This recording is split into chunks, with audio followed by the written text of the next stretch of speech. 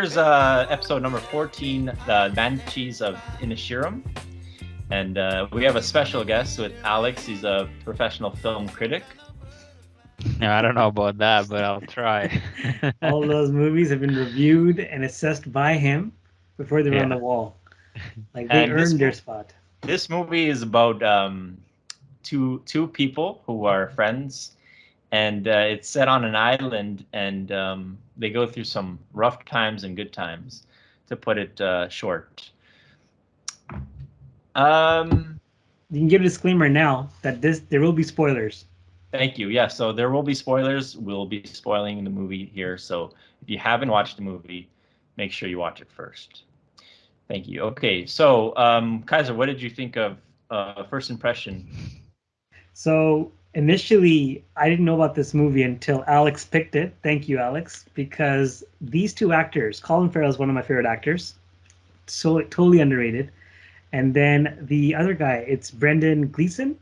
Yeah. They've done a movie together, In Bruges, which was a really good movie. But unlike In Bruges, this movie doesn't really have a exciting plot. It doesn't have anything like a hook. If I was to convince someone to watch this movie, it would be very hard for me to tell them to watch this movie because the plot is two friends going through a rough patch and they just stop talking. That's the movie. But what it kind of reminded me of, there's a comedian, Eddie Izzard. I'll send a link in the chat for that too. So Michael, you can put it in the description. Okay. He made a joke about British movies and American movies. He said, like, when you watch British movies, there's so much drama. It takes so much time that you're in the middle of eating a popcorn and you're just like, honey, may I? And then it's like a very slow scene and nothing happens. And you're just like, as a consumer, like you're just watching it and you don't even eat the popcorn. But it's like American movies, everything is like, honey, look, there's flying monkeys and spaceships fighting us. And like they eat like crazy. A lot of action, right? So this movie didn't really have this. A very slow build-up, really big focus on character development. Alex, did you like the movie or no? I think the movie was pretty good. I liked it overall. But I definitely agree with Kaiser. It may not be everyone's cup of tea if you're expecting a lot of like high stakes, big story, and it basically is just one man and his confrontation or his conflict with his friend, and the whole like thing that grabs you is what's going to happen, right? Are they going to be friends? Are they going to kill each other? Are they going to make up? And if you can, get on board with that story, then you can enjoy the movie. If that's not for you, you're going to find a tough hour and a half or 2 hour long, whatever movie it is, right? Well, it was interesting that you mentioned that this was actually a theater play, or it was written like for a play, right? It kind of makes sense. When I was watching the movie, the old lady felt very much like the random witch that kind of appears in like Shakespearean stuff or like these stage poems. Yes, like, she seems so like out there. Yeah, and it's like it reminded me of about, right? And I love how you said that because it reminded me in King Lear the Fool, was it? Yeah, something like that. Yeah, right? Yeah, King Lear. I love that play. But what really I think so similar to In Bruges style, that there was a lot of like random comedy scenes in there. Like it was dark comedy, but some of the scenes is really just made me burst out laughing. I think it's the element of like it's a very slow progressive movie, but when there is like a scene of comedy in there, it really gets you because you're not expecting it. It was a genuinely funny movie. Alex mentioned that he heard someone say it was the funniest movie they've ever seen, which I wouldn't go that far. I wouldn't go that far. It was a genuinely funny movie. There were times I went to go watch this in the theaters, and there were times where I was just laughing out loud while no one was laughing. But it's a kind of funny where it's like I don't know if I should be laughing or not. Like, like this guy is nuts, right? Like it's that kind of funny. It's not like ha ha, he said a joke. It's like holy fuck, like, what is this guy doing, right? Like, but I liked it. Yeah, no, I really like this movie because you know why I really like this movie? Because it's such a simple concept. It's so simple. Yeah. You have like the stage is set on an island. Very simple. Two guys, one likes each other, one doesn't. So it's simple, and they made a very simple concept really entertaining. And like you don't know who you want to root for. You don't know if you want the guy to just fucking leave the guy alone, or you don't know if you want Brendan Gleeson's character to be like, yo, fucking, what the fuck's the matter with you, man? Just be friends with this guy. You mean fecking? Fecking. But you know what I was gonna say though? It really makes you appreciate great acting though. So, because our last movie was Killer Clowns from Outer Space. Jeez, you guys watch Killer Clowns from Outer Space. So, but so I told you you need a good break. But you need to appreciate good acting because there's a lot to be sold on this movie because there's not much of a plot. And but I think, if I was to try to not be too philosophical or deep though, but I felt like one of the main themes was about relationships, which is basically so underlooked and overlooked though, because it was like main loneliness, like because that's his best friend, and he just out of nowhere, we don't know why, and we still don't know why he just stopped. Right? What was the underlying issues? I know he mentions it. It was because he was being dull. Yeah, no, but that's fucking dull. I think this movie is like your English teacher's wet dream, Yeah. because you can break it down and social analyze every single character and be like, what's their motivations, what's their intentions, what are they really thinking of? You can do that with any movie, right? No, I know, but this one is set up because there's so much interpretation to it. You can interpret like, does does Gollum actually really hate him, or does he want him to strive better, or does you can interpret their actions in so many ways, and that's what makes this movie really nice because everyone will interpret something different, and the way you see relationships, the way someone else may see relationships, they come out with a different meaning from the movie, right? So it's and even the ending's open ended, right? Like you're expecting one of these guys is gonna die, or you're expecting something bad is gonna happen, and it basically just ends with them side by side, and you kind of want to know what else is happening here, right? So it's a simple concept, just a conflict between two individuals, but if you break it down the layers and see like what were his intentions, like what was he trying to get out of this, you can start getting a more like in-depth analysis of what's going on here, right? For sure, and I agree. And Kaiser is spot on. Like these two guys are just powerhouses. Like these are like the best in the game, going toe to toe. The acting was really good. Did you know that Brendan Gleeson is actually a professional fiddle player? I didn't know that. I was watching a movie and like he's playing this beautiful song and I'm just like, yeah, fucking right, you're playing that shit.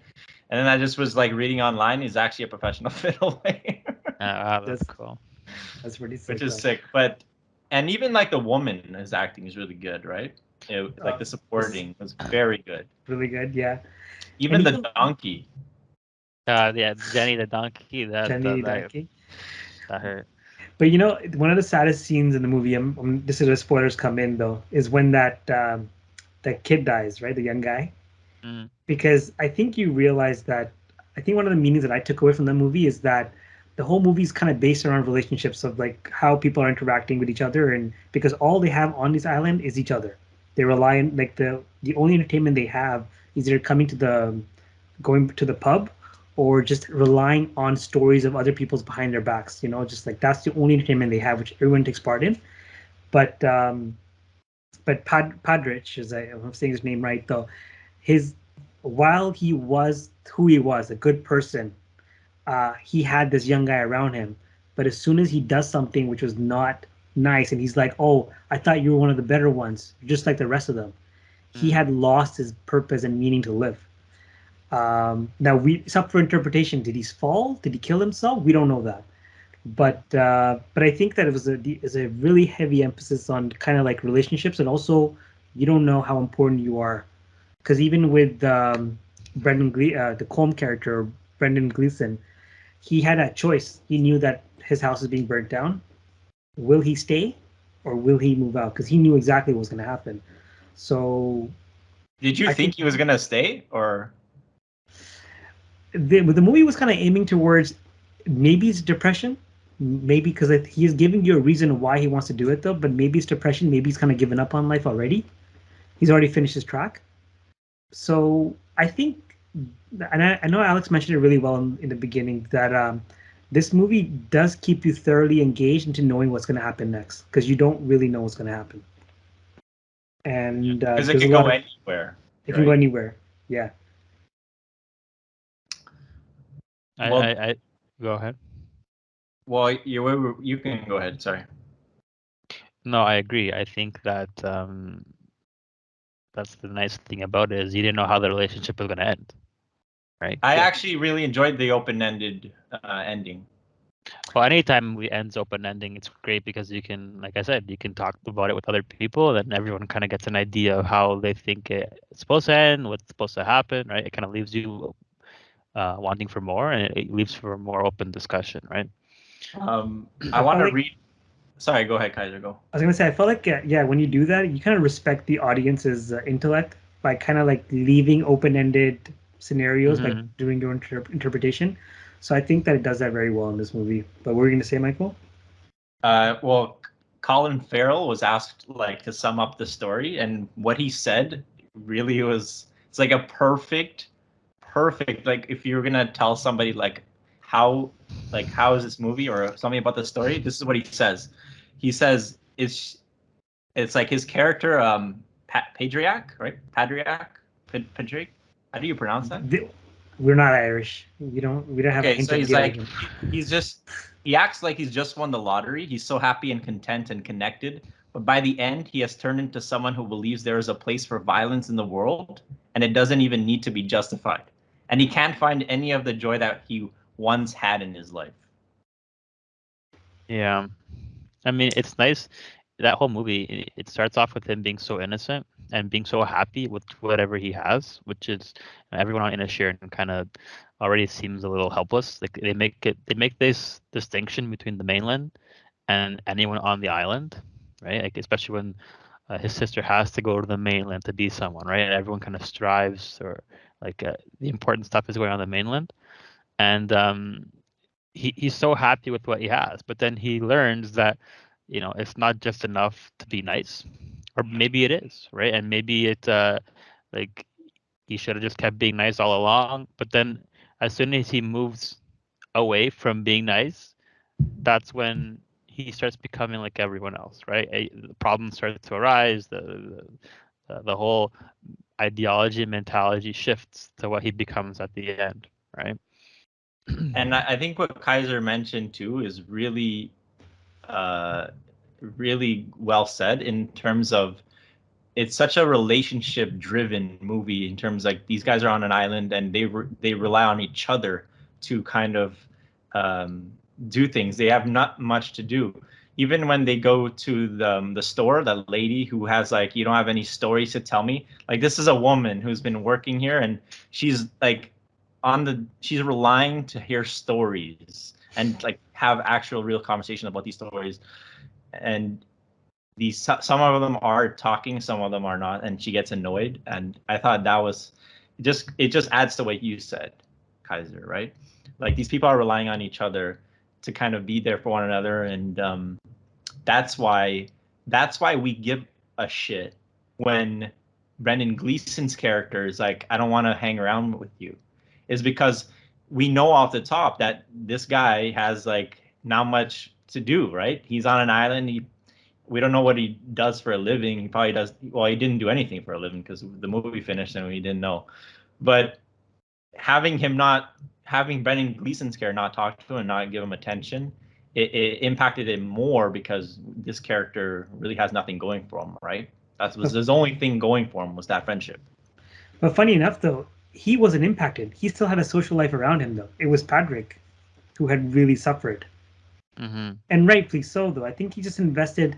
I felt like Patrick's kind of like invested his whole life into what he has, and in that one moment, everything was taken away, and that kind of changed his character, because all he had, sister, Jenny, and Colm, Pup. It was the same thing for him, right? And but all that was just taken away. But to him, that's what he was content with in life, right? Like, yeah. If your purpose in life is to be happy and that's what makes you happy, then that's it. Like everyone else was so worried about their legacy. Like, how am I going to be remembered? Like I think one of the big ideas was like Brendan Gleeson's character wanted to be remembered after death, like his legacy.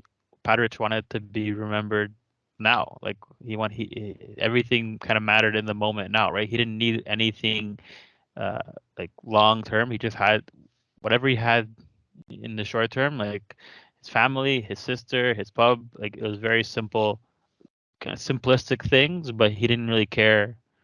Like if he didn't have the other stuff, right? He was already happy, and if that's what it takes for him to be happy, then that's what it took, right? But no one else was just happy with that. They felt that that was just meaningless, right? What was your first reaction, Alex, when he cut off his fingers and just whips it at the door? I'm curious. Like, what did you like? Be like, oh shit? Did you like? The fuck's wrong with this idiot? Like, what was your initial reaction? Well, here's the thing. So obviously he threatened him first, and and actually another good point too is the music made it seem so eerie that I had a feeling he'd probably eventually do it. I didn't think he'd go full five finger. See you later, but he gave him the warning too, and it's like that's. So I figured the movie's gonna go that way. It obviously is shocking to see someone throw a finger at a door. But yo, it was so cool. Like when he threatened him, like you obviously don't know if he's being honest or not, right? But you're like, yo, I kind of want to know, like, is he gonna do that or not? Like, it was such a fucking threat.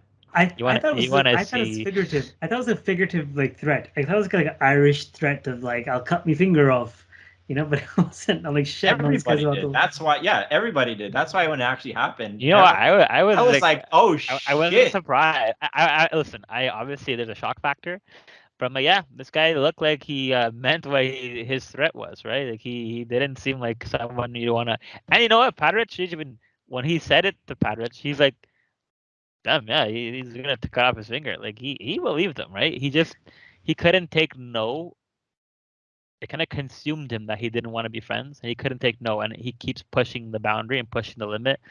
And when he starts to think he's starting to do well, he's not, right? So, but Alex, just like you said, though, yeah, okay, maybe one finger we could have seen it. But like, bro, this guy cuts his whole hand off. You're just like, holy shit. But he warned him though. He warned him like, hey, next time you do it, is 4.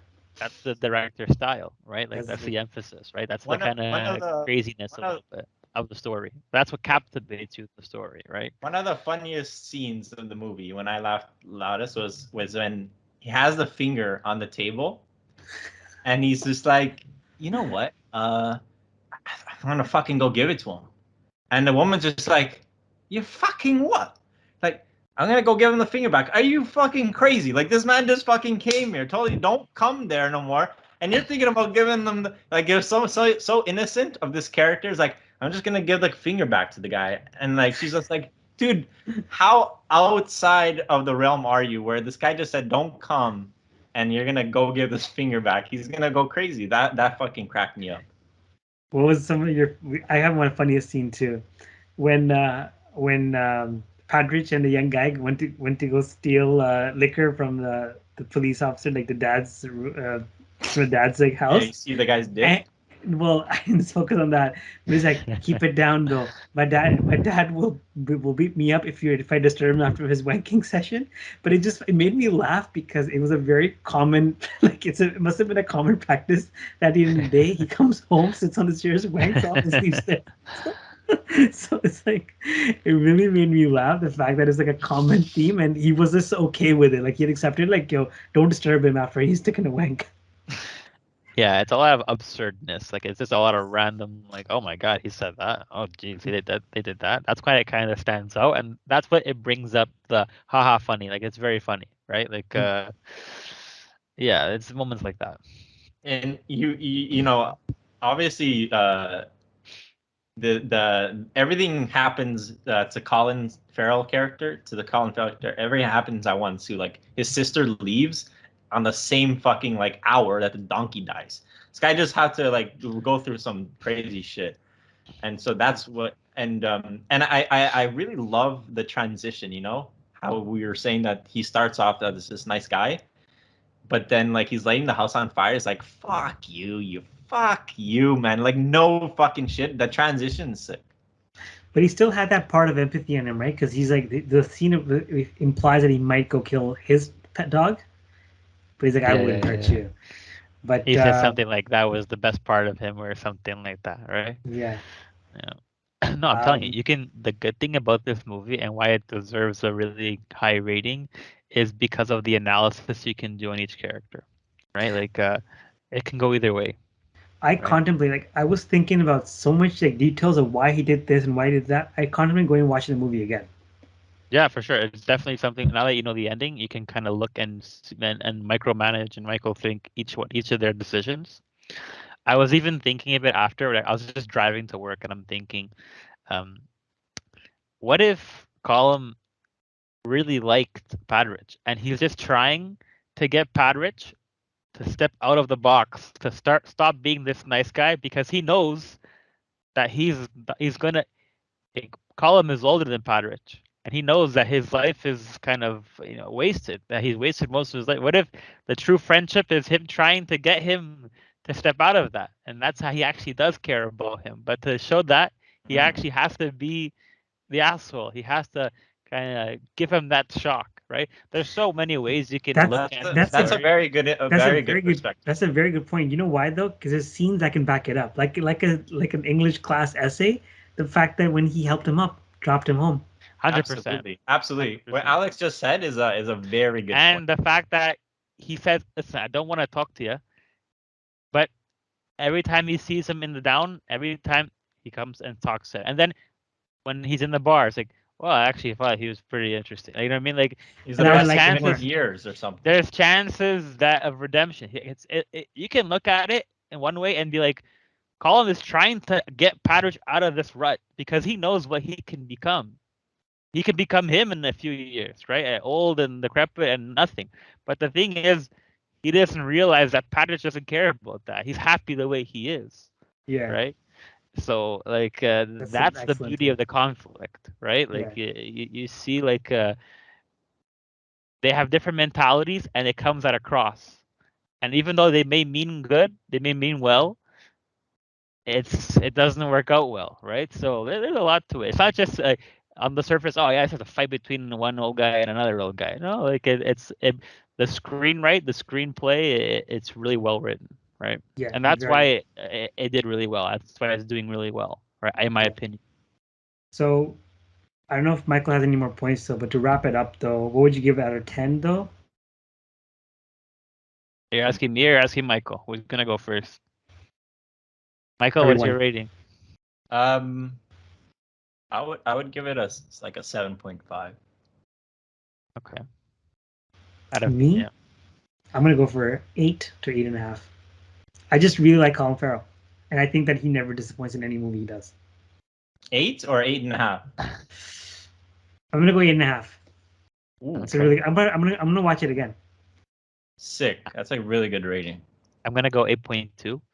And obviously, you break it down into a couple of things. Like acting, it was perfect. It was really well acted. Right? I think the acting carries a lot of the excitement and the story. It also helps that there aren't actually that many characters. Right? That's why it does transition well to a screenplay. There's probably 10 characters. Right? They all do exceptionally well. And then the entertainment factor is there. Like that's what kind of led this not just to be a good movie, but to be nominated for Best Picture, right? Like the cinematography was great, and the directing was great as well, right? Honestly, on all scales, it did really well. The visuals, the music, the screenplay adaptation, the acting has to be above 8.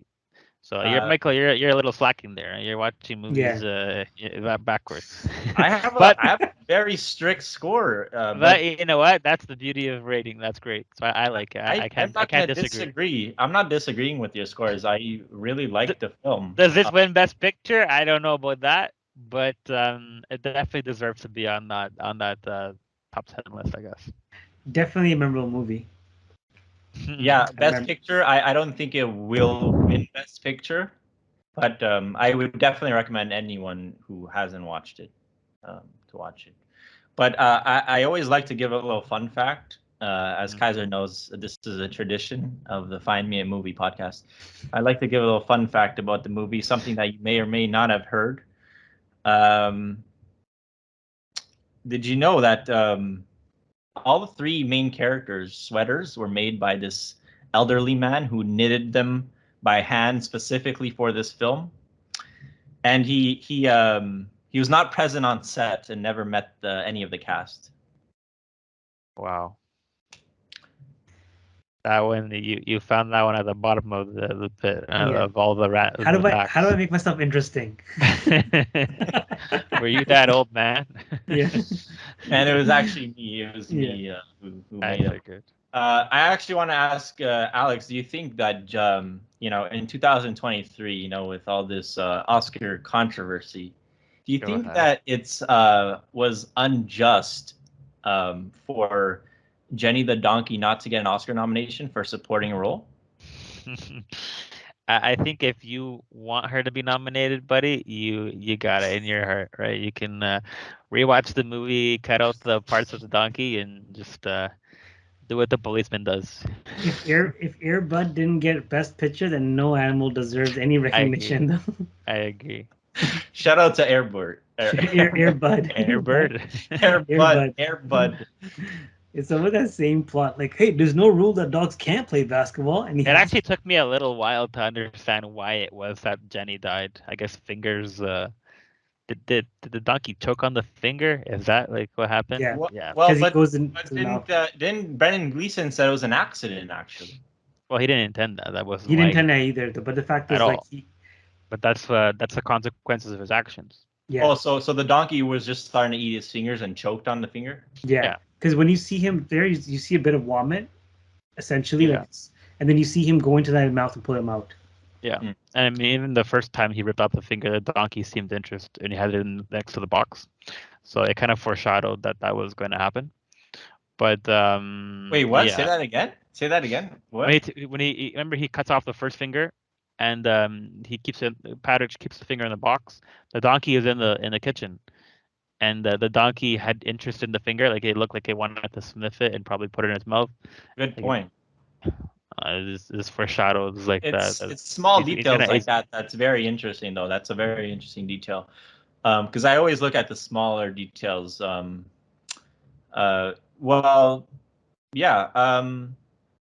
Is there a memorable quote or scene, or like what was your favorite? Like any that we already talked about the scene of the guy wanting to give the finger back, but anything else that like stood out?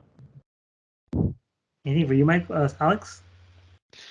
I really liked, truthfully, the whole. And not to get deep and emotional here. Obviously, the movies there's a lot of funny quotes, but just the scenes between the sister and Patrick. I mean, you can go into a whole social understanding of her character arc, but when she left him. When she's ready to leave and she's crying in bed the night before, you really feel for her.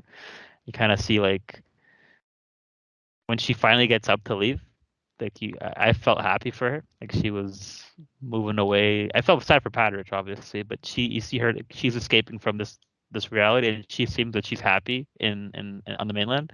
So that whole kind of arc, that made me happy. No one in particular scene. Obviously, the finger scene and the bar scene are great. But I'll tell you what's gonna be like a classical scene though. Like when you're gonna be watching YouTube clips from years from now on this scene, the scene where Patrick goes into Brandon Gleeson's house. He just storms in there and he's like, "Hey, how the fuck are you doing?" He's just all badass, and he grabs the thing and he's looking at him. He's like, and then Brendan Gleeson character's like, "Are you fucking mental?" And then the guy's like, "Yeah, mental. That's exactly what I am." That scene was. No, it'll be the one in the bar where he says the policeman and the fudgy fiddle players. And then he forgets the third part of the joke. Yeah. Where he's drunk. Yeah. anyways, this is gonna be like a little segment. I think we're gonna focus on some Oscar films because it's coming up. So I think it suits the time. But we'll have Alex on a couple more times going forward. I wouldn't mind if Alex is here for the full Oscar theme, because let us know in the comments if Alex is a good addition or not. Nah, let's get him start watching all the Oscar movies, then get to it. What's left, Michael? Take the next one. We have maybe All Quiet in the Western Front. Alex, we've seen the original. Oh, really? I think I own the original somewhere back here. I have to go through it. Oh, this is they remade it now. Yeah. But it's a foreign film. It's all in German, right? It's subtitled. Oh, okay, yeah. The original. But this one is English? No. I believe this is subtitled as well. I haven't seen it yet. But I mean, it was nominated for Best Foreign Film, so I'm pretty sure it's not. I don't know. I could be talking out of my ass, but I am pretty sure it's a subtitled movie. Okay. Kaiser, I think that's it. That's it. Thanks for having me, guys. No problem. Thanks for coming by, Alex. And let us know what movie you'd like to see, if you would like to see any, or if you'd like to see us do any movie.